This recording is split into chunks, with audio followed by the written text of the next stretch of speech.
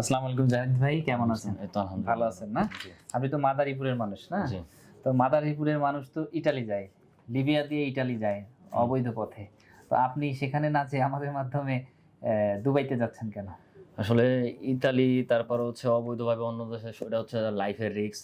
আর প্রথম কথা হচ্ছে বাবা মার একমাত্র সন্তান, আচ্ছা এই কারণে। আর দ্বিতীয় হচ্ছে আমি বিবাহিত, আমার ওয়াইফ হচ্ছে একজন ডিপ্লোমাদারি নার্স। আচ্ছা আচ্ছা, তো মাশাআল্লাহ। বাংলাদেশের পরিপ্রেক্ষিতে দেখা যায় ওর হচ্ছে এখানে কোনো স্যালারি বা ওরকম আহামরি কিছু নাই, কাজে আমার হচ্ছে প্রথম এর অনুপ্রেরণা হচ্ছে আমার ওয়াইফ।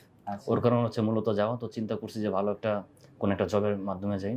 তো তারপরে তো ইউটিউব, আপনার ফেসবুক, আপনার হাসি মুখটা দেখলাম আর কি। আচ্ছা আচ্ছা। আপনার দেখে অনেক ভালো লাগলো এই আর কি। তো সব মিলে মোটামুটি আলহামদুলিল্লাহ। আচ্ছা, আমাদেরকে খুঁজে পেলেন কিভাবে?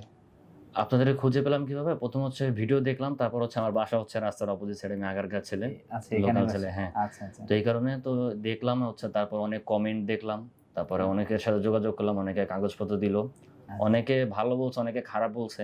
আচ্ছা, তো যারা খারাপ বলছে তাদের হচ্ছে ওই দেশে যাওয়ার পর একটু লেট হয়েছে। তো তখন হচ্ছে যে যতটুকু শুনলাম, দুবাইতে আত্মীয় স্বজন আছে, তারা বললো যে দুবাই ওই সময় গাড়ি অ্যাভেলেবেল ছিল না আর কি। তো এখন শুনলাম যে 800 নাকি 1000 গাড়ি আনছে, এই কারণে হচ্ছে এখন প্রসেস একটু স্পিড হচ্ছে আর কি। হ্যাঁ হ্যাঁ, এটা তো সবসময় একটু চড়াই উতরাই পেরিয়েই মানুষকে আগাতে হয়। আর মেন হচ্ছে আপনার স্টিকারের বিষয়, আগে তো ভিসা ছিল। হ্যাঁ হ্যাঁ, এখন স্টিকার বিষয় হচ্ছে। তো সবকিছু মিলাই মানুষ আমাদেরকে বিশ্বাস করতে পারে কিনা একটু বলেন। হ্যাঁ, কারণ হচ্ছে ইনশাআল্লাহ। আপনি তো আমার অফিসের পাশে আপনার বাসা, এই জন্য দ্রুত খোঁজখবর ভালো নিতে পারছেন। এখন দেখা যাচ্ছে একজন দিনাজপুর থেকে আসবে, একজন রংপুর থেকে, যদি আপনার গ্রামের বাড়ি তো মাদারীপুর না, এই দূরের জেলাগুলো থেকে এসে আমাদেরকে কি ট্রাস্ট করতে পারবে কিনা? হ্যাঁ, এখানে হচ্ছে এসে সবাই ট্রাস্ট করতে পারবে। আর সবাইকে বলে রাখি যে মেন হচ্ছে আপনার বিশ্বাস। বিশ্বাস জিনিসটা হচ্ছে মেন। আপনারা যদি বিশ্বাস রাখতে পারেন তাহলে দিতে পারেন। আর হচ্ছে এটা হচ্ছে আমি মনে করি যে খুব স্ট্রং একটা এজেন্সি। ঠিক আছে, অন্য এজেন্সি যেমন থাকে না, সাব এজেন্সি, যেমন অন্য ছোট একটা এজেন্সি নিয়ে যে হিমু ভাইয়ের কাছে কাজ দিল, উনি করে দিচ্ছে, এরকম বহুত হয়। বাট এটা হচ্ছে আপনার চাইলে অরিজিনালি ওনার কাছে নিজে নিতে পারেন ভিসা, বিশ্বাস করে সমস্ত প্রসিডিউর আপনারা কমপ্লিট করতে পারেন।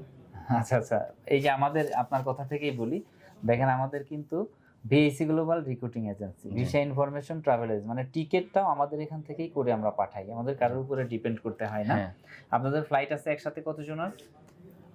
আমার কাছে দুটো লিস্ট ছিল, আমার যে লিস্ট ছিল ওটা ছিল 9 জন, পরে শুনলাম যে টোটাল 24 জনের। 24 জনের আছে। আচ্ছা আচ্ছা, ঠিক আছে। এখন সব মিলাই বলেন, মাদারীপুরের মানুষ তো বিশ্বাস করতে পারবে আমাদের? মাদারীপুরের মানুষ হচ্ছে কি, সবাই কিছুদিন আগে হচ্ছে একই বংশের প্রায় 4 জন হচ্ছে মানে অবৈধভাবে যাওয়ার পথে সমুদ্র পথে মারা গেছে। কাজে এই কাজটা কেউ করবেন না। আপনারা চাইলে এখন আপাতত ভালো একটা শান্তির একটা চাকরি দুবাই ট্যাক্সি বা বাইক রাইডারও এখন আছে। বাইক রাইডার শুধু গরমের মাথায় একটু কষ্ট, আপনারা চাইলে রাত্রের বেলা কাজ করতে পারে, এরকম অনেকেও আছে। আর হচ্ছে আপনি দুবাই থেকে আপনি কম টাকার মধ্যে ইউরোপে যেতে পারবেন। আচ্ছা, ইউরোপে যে কত টাকা ইনকাম করে মাদারীপুরের মানুষ? ইউরোপে গিয়ে প্রথম অবস্থায় গেলে 1,20,000 40,000 এরকম। আচ্ছা, 1,20,000 40,000 কি দুবাই ট্যাক্সিতে ইনকাম হয় না? আপনি বলেন তো, অনেকে তো আছে, আপনি জানেন।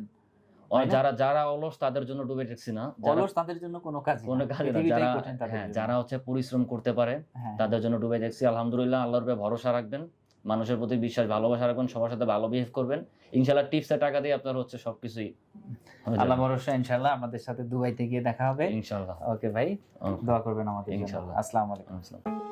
বেকার মুক্ত ও সমৃদ্ধ বাংলাদেশ গড়ার স্বপ্নযাত্রায় visa information, your trusted visa partner.